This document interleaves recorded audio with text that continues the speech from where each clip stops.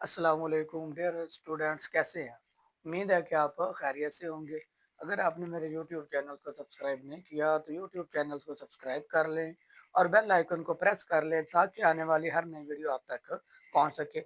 आज हमने मैथ का पहला चैप्टर स्टार्ट करना है, 9th क्लास का, जो हमारे पास है रियल नंबर यानी कि हकीकी अदाद। तो वीडियो को लास्ट तक देखिएगा। आपका जो मैथ का कोई भी मसला मसाइल होंगे ना तो इसमें सॉल्व हो जाएंगे। हमारे पास है पहला सवाल, कहते हैं कि आपने क्या करना है, नातिक और गैर नातिक अदाद को लैदा कीजिए। अब पहले हमें पता होना चाहिए नातिक अदाद क्या होते हैं और गैर नातिक अदाद क्या होते हैं। छोटी क्लासेस का जो कंसेप्ट था वो ये था कि जिन्हें पी ओवर क्यू की शक्ल में लिखा जाता है वो नातिक अदाद है, और जिन्हें पी ओवर क्यू की शक्ल में नहीं लिखा जाता वो गैर नातिक अदाद है। लेकिन अब ऐसा नहीं है। अब क्या हमारे पास जो नातिक अदाद की डेफिनेशन तो होगी ना, यानी कि हमारे पास एक्सरसाइज 1.1। पहले हम लिख बताते हैं कि नातिक अदाद क्या होता है। नातिक अदाद, अब नातिक अदाद क्या होती है? ऐसे अदाद जो तकसीम तकसीम करने से पूरे पूरे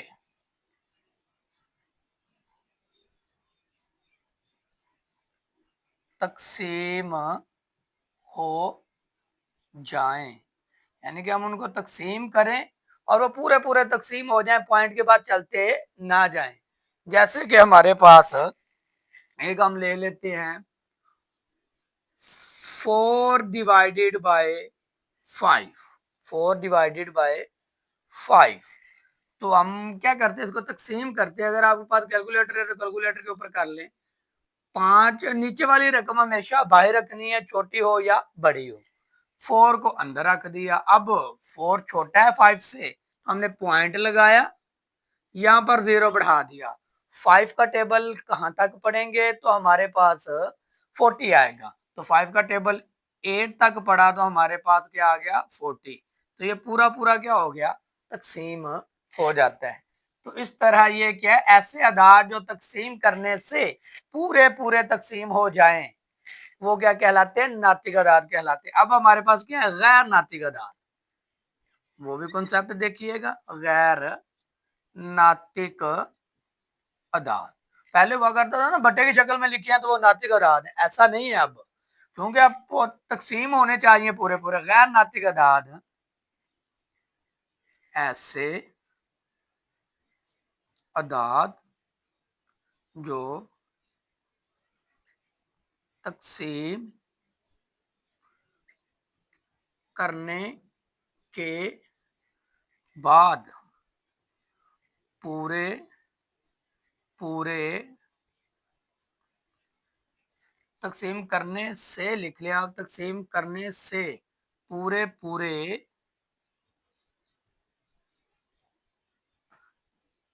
तकसीम ना हो, पॉइंट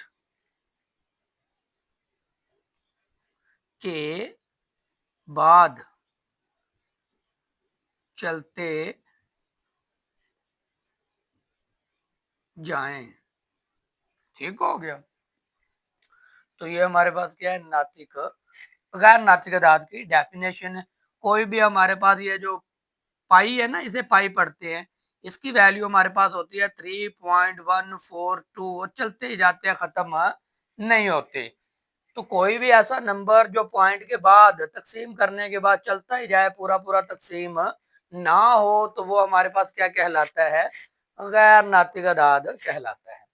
तो उम्मीद है कि आपको इसकी समझ आ गई होगी। अब हमने करना क्या है इसका, अब हम इसको रिमूव करते हैं और इसकी एक्सरसाइज करते हैं।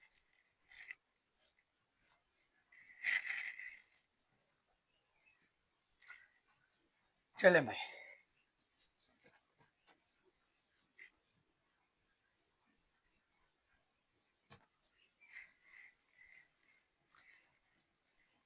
कह रहे हैं कि नातिक और गैर नातिक अदाद को अलहदा कीजिए। नातिक और गैर नातिक अदाद को अलहदा कीजिए। हमारे पास है क्वेश्चन नंबर 1। क्या कहते हैं? नातिक और गैर नातिक अदाद। नातिक और गैर नातिक अदाद को अलहदा करना है हमने। पहला हमारे पास है 2.353535। पहला पार्ट है इसका हमारे पास 2.353535। ये देखिए पॉइंट के बाद क्या है? खत्म हो गए, चलते नहीं जा रहे। यहाँ पर आके क्या हो गया? खत्म हो गया, डॉट नहीं लगे हुए। तो आपने इसको क्या लिख देना? ये क्या हमारे पास नातिक अदाद है। इसी तरह दूसरा पार्ट देखते हैं। दूसरा पार्ट हमें क्या दिया गया है? 0.6 0.6। तो ये भी पॉइंट के बाद क्या है? खत्म हो गया। तो ये भी क्या होगा? नातिक अदाद होगा। नातिक अदाद। फिर हमारे पास पार्ट नंबर है 3। पार्ट नंबर 3 में क्या कह रहे हैं? 2.236067 2.236067 dot dot dot dot dot चलते ही जा रहे हैं। ये पॉइंट के बाद खत्म नहीं हुए। तो इनको क्या कहेंगे हम? गैर नातिक अदाद। ये क्या हमारे गैर नातिक अदाद है। यानी कि जो पॉइंट के बाद खत्म हो जाए वो नातिक है, जो पॉइंट के बाद खत्म ना हो वो गैर नातिक है। इसका चौथा पार्ट है हमारे पास। चौथे पार्ट में क्या कह रहे हैं? Under root 7 square root 7। याद रखिएगा जब भी स्क्वायर रूट में आ जाए तो हमेशा गैर नातिक अदद होगा। कैलकुलेटर के ऊपर ने आपने लिखना है जजर 7 और वो पॉइंट के बाद आंसर चलता ही जाएगा। तो ये भी गया हमारे पास गैर नातिक है। गैर नातिक। फिर हमारे पास पांचवा पार्ट इसका। पांचवें पार्ट में क्या कह रहे हैं? हमारे पास है ई। कैलकुलेटर के ऊपर लिखेंगे ई। क्या कैसे लिखेंगे? शिफ्ट दबाएंगे और ई की अलामत दबाएंगे तो बराबर दबाएंगे तो इसकी वैल्यू आ जाएगी। ये भी पॉइंट के बाद चलता जाएगा, खत्म नहीं होगा। तो ये भी क्या है? गैर नातिक अदाद है। ठीक हो गया? या अदद है या अदाद है, एक ही बात है। ठीक हो गया? ये थे हमारे पास 5 पार्ट। आगे हम इसका पार्ट नंबर क्या देखते हैं? 6। पार्ट नंबर हमारे पास क्या है? 6। पार्ट नंबर 6 में वे क्या कह रहे हैं? 5 plus under root 11। 5 plus under root 11। तो ये अंडर रूट वाला आ गया तो समझे ये भी क्या है? गैर नातिक है। जहां पर जजर वाली रकम आ जाए समझे कि वो गैर नातिक ही है। फिर पार्ट नंबर हमारे पास है 7। पार्ट नंबर 7 में हमें क्या कह रहे हैं? Under root 3 plus under root 13। Under root 3 plus under root 13। तो ये भी हमारे पास क्या है? गैर नातिक है। जहां पर भी जजर आ जाए तो वो हमारे पास क्या होते हैं? गैर नातिक होते हैं। पार्ट नंबर 8 देखते हैं। पार्ट नंबर 8 में हमें क्या कह रहे हैं? 15 डिवाइडेड बाय 4 यानी कि 15 डिवाइडेड बाय 4 है। तकसीम करें कैलकुलेटर के ऊपर तो ये पॉइंट के बाद खत्म हो जाएंगे। तो ये हमारे पास क्या है? नातिक अदद है। ये क्या है हमारे पास? नातिक अदद। ठीक हो गया? पार्ट नंबर 9 देख लेते हैं। पार्ट नंबर 9 में हमें क्या दिया गया है? 2 minus 2 under root 2 minus 2 under root bracket है। फिर अगली बात हमारे पास फिर ब्रैकेट है 2 डिवाइड अंडर रूट 3 है।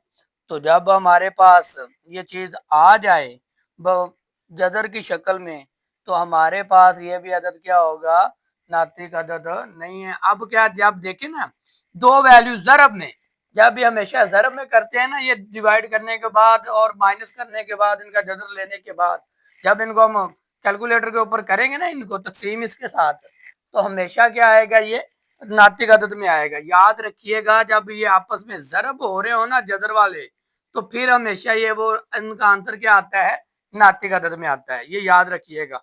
बाकी जो हमारे पास जजर वाले हैं ना, प्लस माइनस ज़रब होंगे तो वो जब ये ज़रब होंगे तो उस वक्त नातिक अदद आता है, ये बात याद रखनी है। बस ये हमारे पास क्या थे, इसके 9 पार्ट थे पहले सवाल के, जो आपको मैंने करवा दिए। कोशिश करनी है कि आपने क्या करना है, नातिक जो अदाद है हमारे पास, नातिक अदाद की डेफिनेशन याद रखनी है और गैर नातिक अदाद को भी याद रखना है, और इससे हमारे क्या हो जाएंगे, सारे पार्ट हल हो जाएंगे। जिस तरह के मर्जी सवाल दिए जाए तो हम इजीली क्या कर सकते हैं, इनको सॉल्व कर सकते हैं।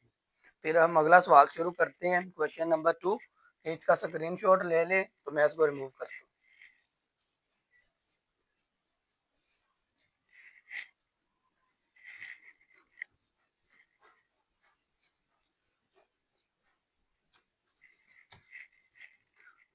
हमारे पास है क्वेश्चन नंबर 2।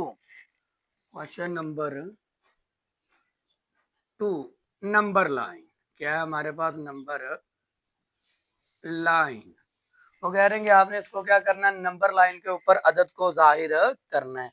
तो हमारे पास है अंडर रूट 2। ये बात थोड़ा सा सवाल समझने वाला, बाकी बड़े ही आसान है। अंडर रूट पहला पार्ट है हमारे पास, अंडर रूट 2। कह रहे हैं कि अंडर रूट जो 2 है ना, इसको जजर के और नंबर लाइन के ऊपर जाहिर करना है। तो चले हम इसकी पहले नंबर लाइन होता है क्या, एक आपने हाथ के साथ स्केल के साथ बिल्कुल स्ट्रेट लाइन लगानी। ठीक हो गया, ये मेरी तो टेढ़ी लग गई, आपने क्या करनी, स्केल के साथ सीधी लाइन लगानी। ये हमारे पास है नंबर लाइन। दरमियान में हमारे पास हमेशा क्या होता है, 0 होता है। इसकी बाएं तरफ माइनस में अदद होते हैं और दाएं तरफ पॉजिटिव अदद होती है। याद रखना है कि एक जैसी स्पेस देनी है, कम या ज्यादा स्पेस नहीं करनी है, आपने स्केल के साथ इसको कर लेना। अब हमारे पास है जजर। जब जजर आ जाए ना, जजर में हमेशा ट्रायंगल बनानी है जजर में। तो जब हम कैलकुलेटर के ऊपर इसकी वैल्यू निकालेंगे ना, लिखेंगे जजर अंडर रूट 2, तो तकरीबन हमारे पास इसकी वैल्यू आती है 1.6। तो ये है 0 का एरिया और ये है 1 का। तो उन्होंने कहा कि 1.6 तकरीबन आती वो यहाँ पर होगी। तो आपने छोटी सी ऐसे लाइन लगानी है और इसको यहाँ पर कर देना है, ये ट्रायंगल की शक्ल में, और लिख देना है कि ये यहाँ पर क्या हो गया है, जाहिर हो गया। इसी तरह आपने सारे सवाल करने हैं, जजर वाले भी होंगे, दूसरे समझाता हूँ। इसी तरह अंडर रूट 3 उसको कर लेना आपने इसी तरह सेम। फिर है हमारे पास ये सवाल, यहाँ से समझे, 4 1 डिवाइडेड बाय 3, ये है पार्ट नंबर 3। 2 अंडर रूट जदर 3 है वो आपने कर लेना है। अब आपने क्या करनी है, एक नंबर लाइन लगानी है बिल्कुल स्ट्रेट। ठीक है, अब प्लस वाले हैं तो हम सेंटर में लिखते हैं 0, दाएं तरफ लिखेंगे 1, फिर यहाँ पर 2, फिर 3 और रिमूव करते हैं। अब जब हमें पॉजिटिव चाहिए तो हमें नेगेटिव लिखने की जरूरत नहीं होती। आपने क्या करना है, सारे पॉजिटिव नंबर लिख लेने। अगर नेगेटिव चाहिए होंगे यहाँ पर लिख लेते हैं, कि यहाँ पर लिख देंगे -1 और ये है 0। इधर को हमारे पास +1, +2, +3, +4 और यहाँ से +5। अब आपने करना क्या है, ये पहली वैल्यू जो सही में उसको देखना क्या है, 4 है। आपने 4 के एरिया में चले जाना है। ये है 1 का एरिया, ये 2 का, ये 3 का, ये 4 का। आपने क्या करना है, 4 के एरिया में चले जाना। तो नीचे कितना, 3, इसको 3 हिस्सों में डिवाइड कर देना है।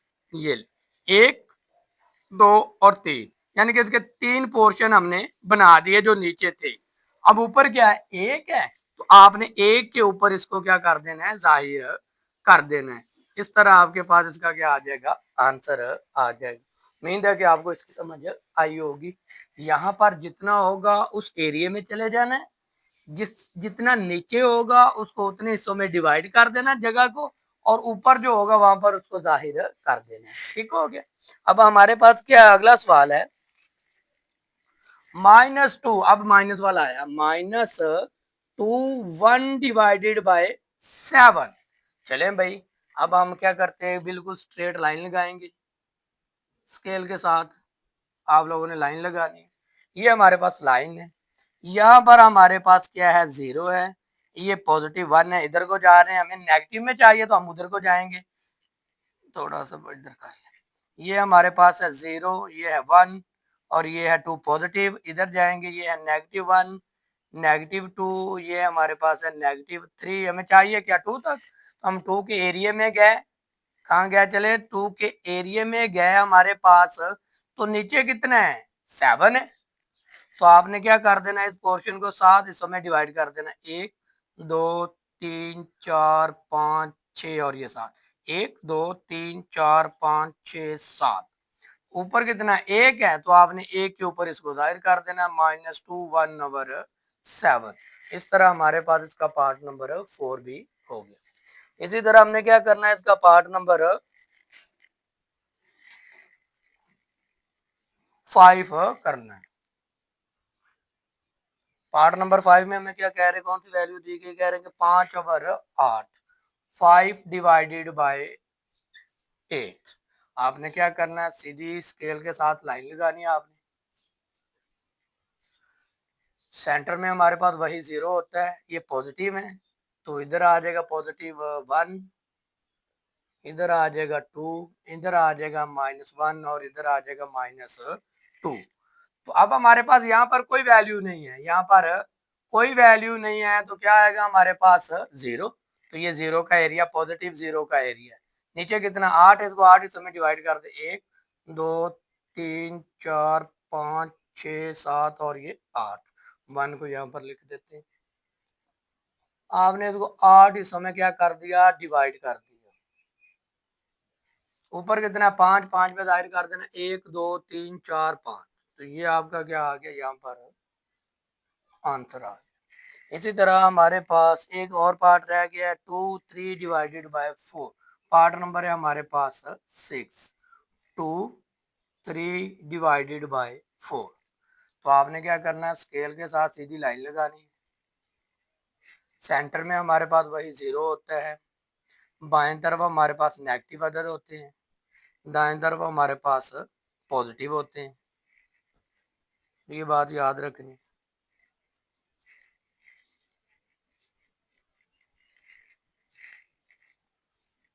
3 है हमारे पास।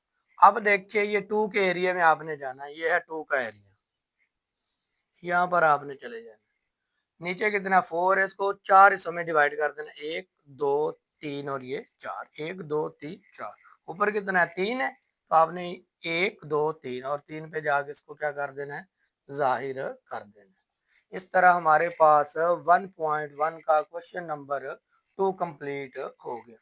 अब हमने सबसे जो अहम शॉर्ट क्वेश्चन है वो स्टार्ट करना है, क्वेश्चन नंबर 3। इसका स्क्रीनशॉट ले लें, उम्मीद है कि आपको समझ आ गई होगी। अब हम इसका क्वेश्चन नंबर 3 करते हैं।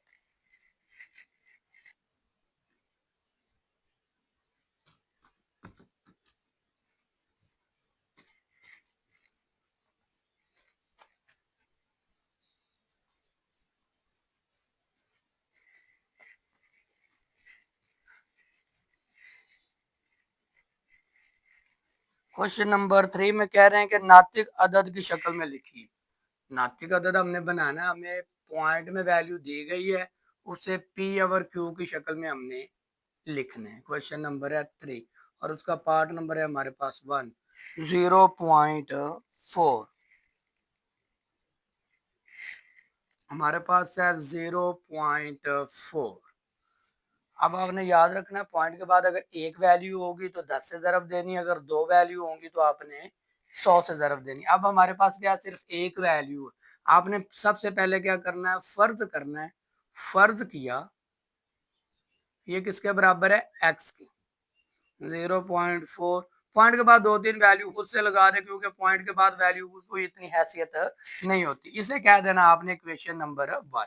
अब पॉइंट के बाद क्या था एक वैल्यू थी तो आपने क्या करना है 10 से ज़रब देने थे, आपने लिखना है मसावात एक को 10 से ज़रब देने से, तो आपने ज़रब दे देनी, तो लिखेंगे 10 ज़रब x, 10 ज़रब 0.444, जब 10 को x से मल्टीप्लाई कर देंगे तो क्या आ जाएगा 10x आ जाएगा, जब 10 को इससे मल्टीप्लाई करेंगे तो हमारे पास 4.44 आ जाएगा, कैलकुलेटर के ऊपर कीजिएगा तो समझ आ जाएगी।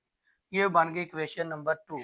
अब इक्वेशन नंबर 2 बड़ी है इक्वेशन नंबर 1 से, हम लिखेंगे क्वेश्चन नंबर 2 से क्वेश्चन नंबर 1 को तफरीक करने से लिखेंगे मसावात मसावात दो में से एक को तफरीक, तफरीक का मतलब तो पता है ना, माइनस होता है, तफरीक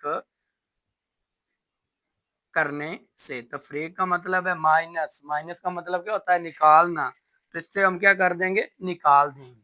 तो ये है क्वेश्चन नंबर 2। इधर है हमारे पास, इसकी लेफ्ट साइड पे क्या है 10x और इसकी लेफ्ट साइड पे क्या है 1x, बराबर आ गए, इधर आ गए। इधर इसकी दाईं तरफ हमारे पास इक्वेशन नंबर 2 का क्या 4.44 है और इक्वेशन 1 में गया तो हमारे पास 0.44 है। ठीक हो गया। 9 में से एक 10 में से एक गया 9, पॉइंट वाले इसमें से निकल गया तो क्या बच गया 4, ये इधर मल्टीप्लाई हो रहा, उधर जा क्या हो जाएगा डिवाइड, 4 डिवाइडेड बाय 9। तो ये देखिए पी ओवर क्यू की शक्ल में लिखा गया, आंसर आ गया। उम्मीद है कि आपको इसकी समझ आई होगी। इसी तरह हम इसका पार्ट नंबर क्या करते हैं 2 करते हैं, पार्ट नंबर 2। पार्ट नंबर 2 हमारे पास क्या है 3 7। अब हमारे पास पॉइंट के बाद कितनी वैल्यू है 2 है, 3 और 7 1 2। तो इस तरह आपने वही सेम मेथड करना, आपने इसको फर्ज करना है, फर्ज किया, ये भी हमारे पास क्या है x के बराबर है,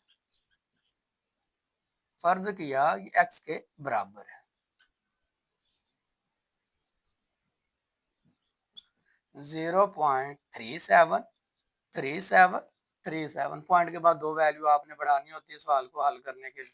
अब पॉइंट के बाद हमारे पास कितनी वैल्यू है 2 है, आपने लिखना है मसावात एक को 100 यानी कि 100 से ज़रब देने से, तो हम क्या कर देंगे 100 से ज़रब दे देंगे, लिखेंगे 100 ज़रब x। इसी तरह इधर आ जाएंगे, लिखेंगे 100 ज़रब 0.3737 और 37।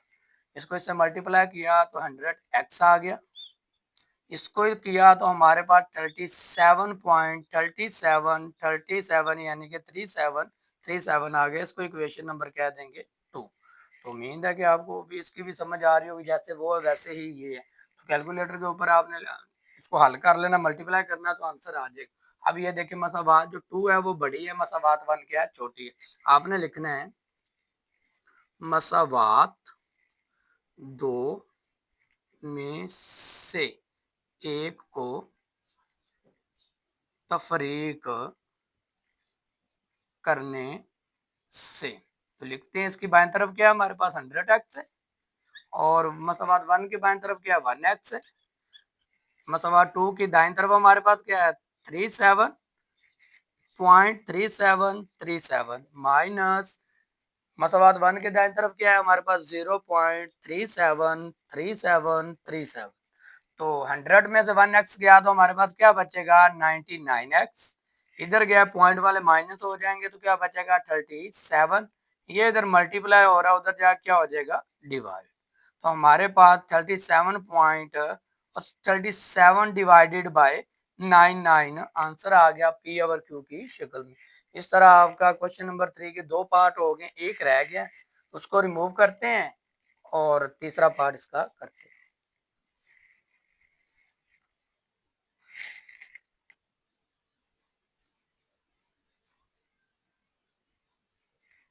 क्वेश्चन नंबर 3 का पार्ट नंबर 3 हमारे पास है 0.21। फिर वही बात आ गई, आपने किया फर्ज किया ये x के बराबर है 0.21। अब पॉइंट के बाद कितनी वैल्यू है 2 है तो 100 से ज़रब करेंगे। आपने पहले ये पॉइंट के बाद 2-3 वैल्यू बढ़ा देनी होती है, इसे कह दिया मसावात 1।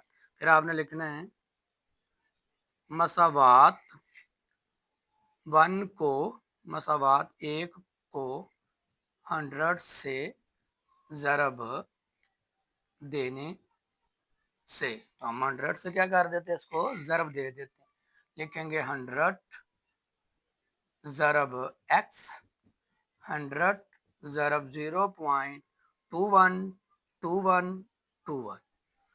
इसे कह दिया, चल ज़र्ब करके इसका आंसर पहले लिख ले। 100x इसका क्या आ जाएगा 21.2121। इसे कह देंगे मसावात 2। फिर वही बातें लिखे, मसावात 2 में से 1 को तफरीक करने से तफरीक कर देते हैं। हमारे पास मसावात 1 ये है और मसावात 2 ये है। मसावात 2 बड़ी है तो लिखेंगे 100x माइनस 1x। इधर लिखेंगे 21.2121 माइनस ये इधर हमारे पास 0.2121 चलते जा रहे हैं। 100 में से 1x गया 99x आ गया। इधर ये पॉइंट वाले माइनस हो गए 21 बचा। ये इधर मल्टीप्लाई हो रहा, उधर जाके क्या हो जाएगा डिवाइड हो जाएगा। तो इस तरह हमारे पास क्वेश्चन नंबर 3 का पार्ट नंबर 3 भी सॉल्व हो गया। ये बड़े अहम सवाल है, उम्मीद है कि आपको इनकी समझ आ गई होगी। अब हमारे पास इस एक्सरसाइज के अंदर टोटल 6 सवाल है, लेकिन हमने चौथा और पांचवा नहीं करना, वो प्रॉपर्टीज हैं उनको याद करना पड़ेगा, वो बाद में समझेंगे। अब हमारे पास लास्ट क्वेश्चन इसका क्वेश्चन नंबर 6, वो भी बड़ा अहम है और बड़ा ही आसान है, छोटा सा है, वो करते हैं। चलिए इसका आप लोग स्क्रीनशॉट ले लें, इसको भी पूरा देख लें जरा एक बार। ठीक हो गया, रिमूव करते हैं।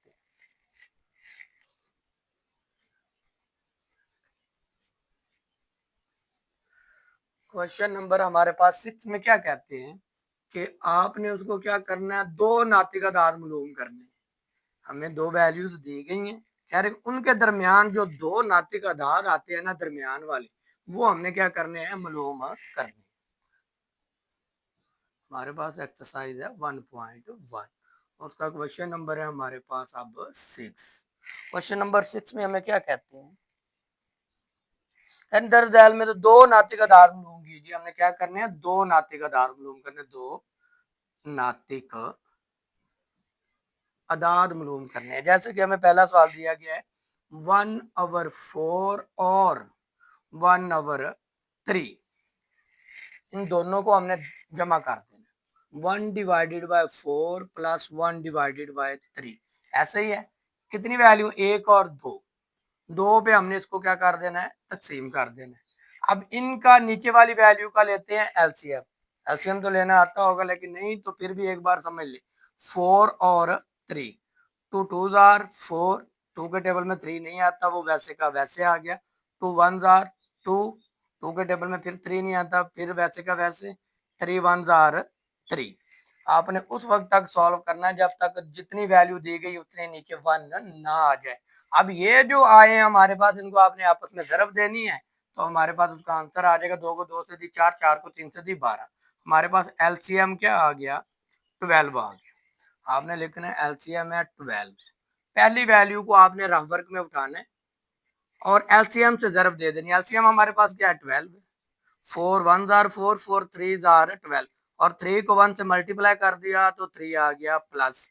दूसरी वैल्यू को उठाया 1/3 है, एलसीएम हमारे पास 12 है। 3 1 जार 3, 3 4 जार 12, 4 को 1 से मल्टीप्लाई किया तो 4 आ गया। ये वाला 2 नीचे वैसे का वैसे आया। ये जमा और इनको जमा कर दे। 3 में 4 जमा किए 7 डिवाइडेड बाय 12, और ये 2 वैसे का वैसे। जिसके नीचे कुछ ना हो क्या होता है 1 होता है। ये हो रहा है डिवाइड। डिवाइड का उलट क्या होता है मल्टीप्लाई। जब आपने डिवाइड को मल्टीप्लाई में लेकर आना है तो जो नीचे वाली वैल्यूज होंगी ना, जैसे कि ये 1 है, 1 ऊपर चला जाएगा और 2 नीचे आ जाएगा। ये होते हैं डिवाइड का उलट मल्टीप्लाई। जब डिवाइड को मल्टीप्लाई में लेकर आना है, ऊपर वाली नीचे कर देनी है और नीचे वाली ऊपर। 7 को 1 से ज़रब दे दी, 7 आ गया। 12 को 2 से ज़रब दे दी तो हमारे पास 24 आ गया। ये अभी एक हमारे पास नातिका ददा है, उन्होंने कहा था 2 निकालने। तो इसी तरह फिर वहां से एक वैल्यू उठा लें, 1/4 ले लें और जो आंसर आया उसके साथ इसको ज़रब कर लें। 24 है तो डिवाइडेड बाय 2, इनको हमने क्या करना है एलसीएम इनका लेना है। एलसीएम हमारे पास आएगा 24। एलसीएम हमारे पास आ गया इसका 24। पहली वैल्यू को रफ वर्क में आपने उठाना है और एलसीएम से मल्टीप्लाई कर देना है। 4 1 जार 4, 4 6 जार 24, 6 को 1 से मल्टीप्लाई किया 6 आ गया। 7 डिवाइडेड बाय 24, एलसीएम हमारे पास कितना है 24 ही है। 24 से कैंसिल आउट हो गया, 1 को 7 से मल्टीप्लाई किया तो 7 आ गया। और ये वाला नीचे वाला वैसे का वैसे आ गया, जिसके नीचे कुछ नहीं तो 1। ये हो रहे हैं तकसीम। तकसीम का उलट हमारे पास क्या होता है मल्टीप्लाई। इनको जमा किया तो 13 डिवाइडेड बाय 24, मल्टीप्लाई कर देंगे ऊपर वाली नीचे तो नीचे वाली ऊपर। 13 को 1 से मल्टीप्लाई कर दिया तो 13 आ गया। 24 को 2 से किया तो 48 आ गया। इस तरह हमारे पास एक नातिक अदाद ये आया है और एक नातिक अदाद ये आया। दो नातिक अदाद मालूम करने थे, वो हमने निकाल लिए। ये इस तरह क्वेश्चन नंबर 6 का पार्ट नंबर 1 सॉल्व हो गया। उम्मीद है कि समझ आई होगी। इसका अगला पार्ट करते हैं, वो छोटा सा ही है।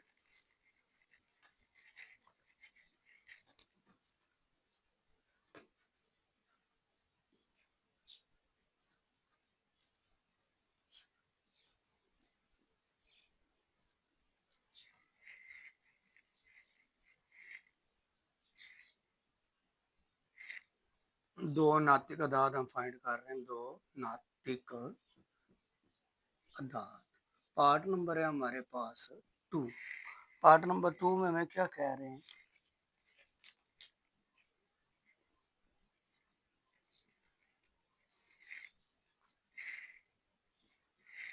4 और 3 दो वैल्यू हैं, दोनों को हमने उसी तरह जमा कर देना और 2 पे डिवाइड। 3 में 2 जब 4 जमा किए 7 और 2 आ गए। ये एक नाते का अदद आ गया। अब हमने दूसरा निकालना है। ये आंसर आया, उसके साथ 4 को लिया।